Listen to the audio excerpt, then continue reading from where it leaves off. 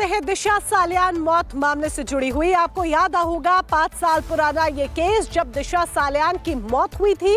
अब दिशा सालियान के पिता ने बुधवार को बॉम्बे हाईकोर्ट में एक याचिका दायर की है जिसमें उन्होंने हत्या के एंगल से इस पूरे मामले की जांच पड़ताल आगे बढ़ाने की मांग की है।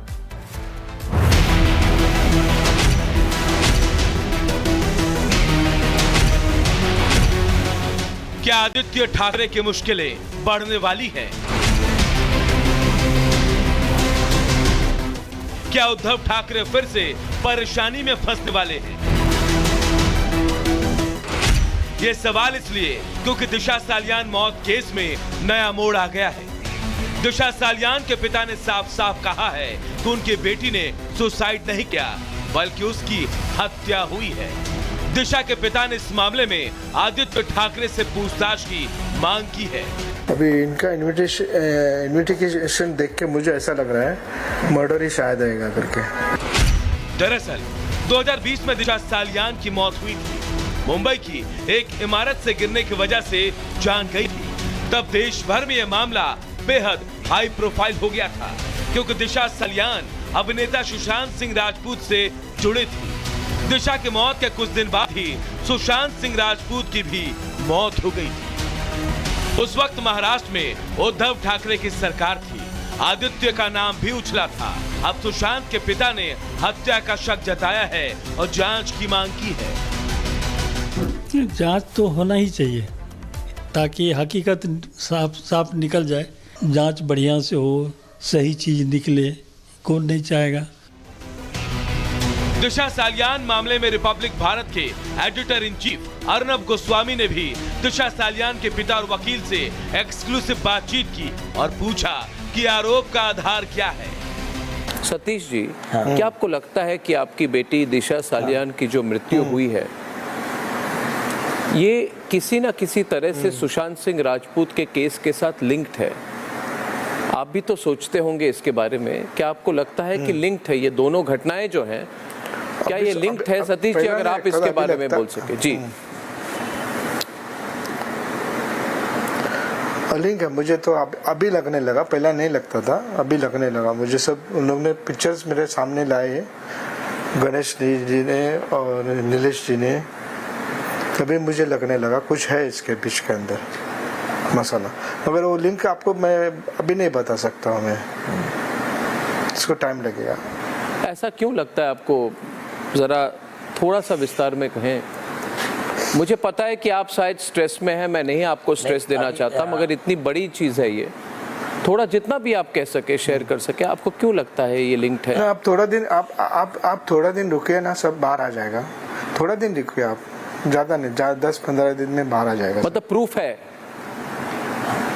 मुझे टाइम दीजिए 15 दिन। मगर मैं टाइम दूंगा, मगर आप कह रहे हैं प्रूफ है।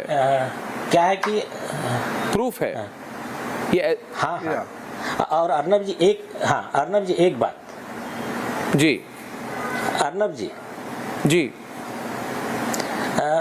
देखिए, सिर्फ आप थे इसलिए ये आए हैं, बाकी ना इन्होंने पिटीशन में लिखा है कि मैं किसी मीडिया को इंटरव्यू नहीं दूंगा, सिर्फ आपको विश्वास करके आपके पास आए हैं। तो थोड़ा सा जरा उनको इमोशनल थोड़ा सा इससे बाहर आने के लिए थोड़ा सा समय दीजिए। और मैं बिल्कुल उसको समय दूंगा। जी बोलिए। जी बोलिए।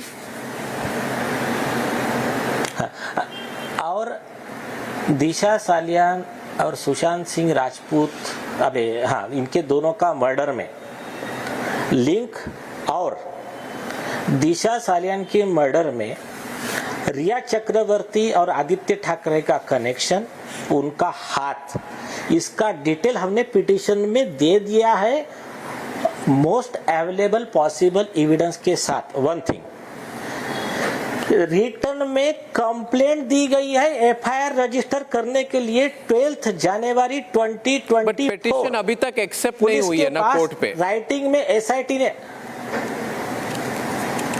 forget about the petition, I am not talking about the petition, I am talking about मतलब जो कंप्लेंट दिया है, पुलिस का मैंडेटरी ड्यूटी है जब cognizable offence rape and murder का कंप्लेंट दिया जा रहा है नाम के साथ अक्यूज के, police is bound to register FIR.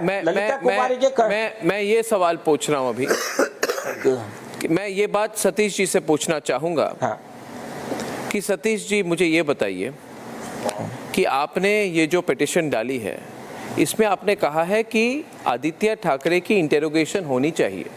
जी, आपने आदित्य ठाकरे की इंटेरोगेशन होनी चाहिए, आपने कस्टोडियल इंटेरोगेशन की बात कही है।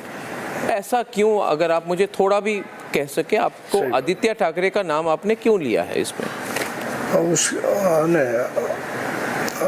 उसके बारे में मेरे वकील ही बात करेंगे आपको उसके बारे में। मगर आपने लिया है, आप ये दरखास्त आपकी है कोर्ट के सामने। उनके मैं ये बस प्रूव कर रहा हूँ कि आपकी दरखास्त है, आपने आदित्य ठाकरे का नाम लिया है। उनका कहना कि आपकी रिक्वेस्ट है या नहीं? हाँ रिक्वेस्ट है, रिक्वेस्ट है। दिशा सालियान के पिता के आरोप के बाद आदित्य ठाकरे से पूछताछ हो सकती है। वहीं महाराष्ट्र में राजनीति तेज हो गई है। ऐसे में साफ है कि आने वाला वक्त ठाकरे परिवार के लिए अग्नि परीक्षा से कम नहीं होगी। Bureau report, Republic Bharat. आगे बढ़ेंगे। राजस्थान के बीकानेर से सड़क हादसे की खबर सामने आ रही है, जहां बेकाबू ट्रेलर कार पर गिरी, इसके बाद 6 लोगों की जान चली गई है। तो ये बड़ी खबर, सड़क हादसा राजस्थान के बीकानेर में बेकाबू ट्रेलर कार पर गिरी, इसमें 6 लोगों की जान जाने की खबर सामने आई है। तो ये बड़ा हादसा, दर्दनाक हादसा राजस्थान के बीकानेर में सड़क हादसा हुआ, और हादसे की वजह जो सामने आई है वो ये कि बेकाबू ट्रेलर कार पर गिरी, और इसके बाद ये बड़ा हादसा हुआ जिसमें 6 लोगों की जान चली गई है। और खबरों में आगे बढ़ते हैं। संसद के बजट सत्र के दूसरे चरण में बुधवार का दिन हंगामेदार रहा। दरअसल टीएमसी ने मुद्दा उठाया गृह मंत्रालय का। गृह मंत्रालय के कामकाज को लेकर टीएमसी द्वारा कई तरह के आरोप लगाए गए, जिस पर गृह मंत्री अमित शाह ने करारा पलटवार किया।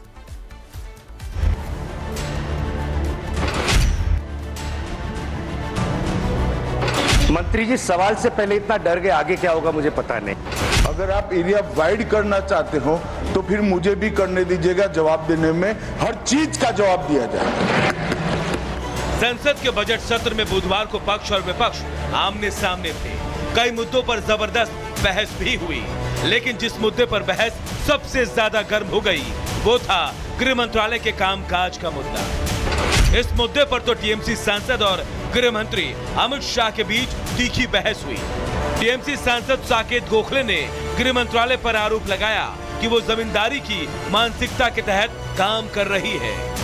Sir, over 6,900 cases of corruption have been registered by the CBI, sir. The Home Minister had claimed lakhs of refugees will benefit. Sir, as of date, what is the reality?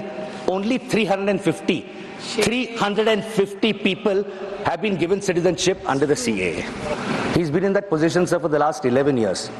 These legislative and structural changes that he wanted in 2013, we have not seen those happen in the last 11 years. लेकिन उनके सवालों से ज्यादा सदन में हंगामा तब हुआ जब साकेत गोखले ने सभा के अंदर गृह मंत्री अमित शाह पर व्यक्तिगत टिप्पणी कर दी।